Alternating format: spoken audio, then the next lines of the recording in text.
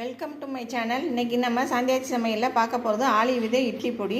அதுக்கு இப்போ தேவையான பொருட்கள் என்னென்னு பார்க்கலாம். ஆளி விதை எடுத்து கால் உலக்கு எடுத்து வச்சுருக்கேன், அதாவது 100 கிராம் எடுத்து வச்சுருக்கேன். அது மாதிரி கருப்பு உளுந்து அதை வறுத்து ஆற வச்சு வச்சுருக்கேன், நல்லா ட்ரை ரோஸ்ட் பண்ணியிருக்கேன் எண்ணெயெல்லாம் எதுவும் ஊற்றாமல். அப்புறம் அதுக்கு கருப்பு உளுந்தும் வெள்ளை உளுந்தும் அதையும் ட்ரை ரோஸ்ட் பண்ணி அதுவும் அரை அளவுக்கு எடுத்து அது எல்லாம் ஈக்குவல் அளவு எடுத்து வச்சுருக்கேன். அதையும் நல்லா ட்ரை ரோஸ்ட் பண்ணி எடுத்து வச்சுருக்கேன். அது மாதிரி துவரம்பருப்பு அதையும் ட்ரை ரோஸ்ட் பண்ணி எடுத்து வச்சுருக்கேன். வரமிளகா உங்களுக்கு காரத்துக்கு தகுந்த மாதிரி எடுத்துக்கோங்க. நான் 15 வரமிளகா எடுத்திருக்கேன். அப்புறம் பெருங்காயம் ஒரு 4 கட்டி எடுத்து அதையும் வறுத்து பொடி பண்ணி வச்சுருக்கேன். அப்புறம் கருவேப்பிலை 2 கை எடுத்து அது இப்போ ஒரு கையாக சுருங்கி வந்துடுச்சு, அதையும் நல்லா ட்ரை ரோஸ்ட் பண்ணி எடுத்து வச்சுருக்கேன். அப்புறம் உப்பு தேவையான அளவு. வாங்கப்போ வீடியோக்குள்ளே போகலாம்.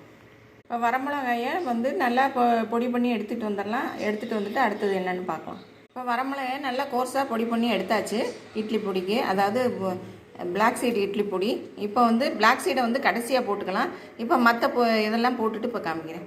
இப்போ பாருங்கள், நான் எல்லா பருப்பையும் எல்லாம் ஒன்றா போட்டுட்டேன். கருவேப்பிலை பெருங்காயம் எல்லாமே ஒன்றா போட்டுட்டேன். அப்புறம் இதில் ஒரு ஆப்ஷன் இப்போ வெள்ளைப்பூடு, அதை நீங்கள் வறுத்து போடுறா இருந்தாலும் போட்டுக்கலாம்.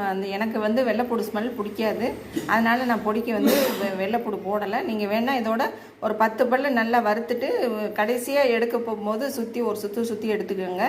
ரொம்ப நல்லா வாசமாக நல்லாயிருக்கும். எனக்கு பிடிக்காதனால நான் போடலை, நீங்கள் வேணால் போட்டுக்கலாம்.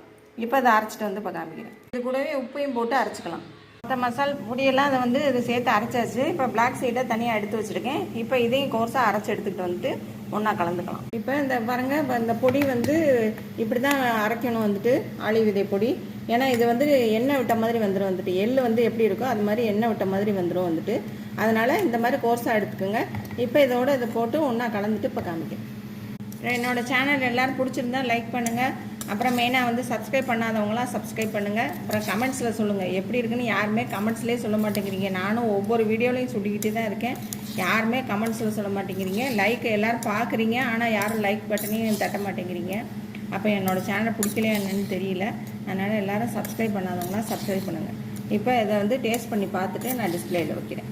இப்போ நம்மளுடைய பிளாக் சைடு பொடி இட்லி பொடி சூப்பராக ரெடி ஆயிடுச்சு. இதே மாதிரி நீங்களே செஞ்சு பாருங்கள். எனக்கு உப்பு காரம் எல்லாமே கரெக்டாக இருக்குது. நீங்களே இதே மாதிரி செஞ்சு பார்த்துட்டு எனக்கு கமெண்ட்ஸில் சொல்லுங்கள். தேங்க்யூ.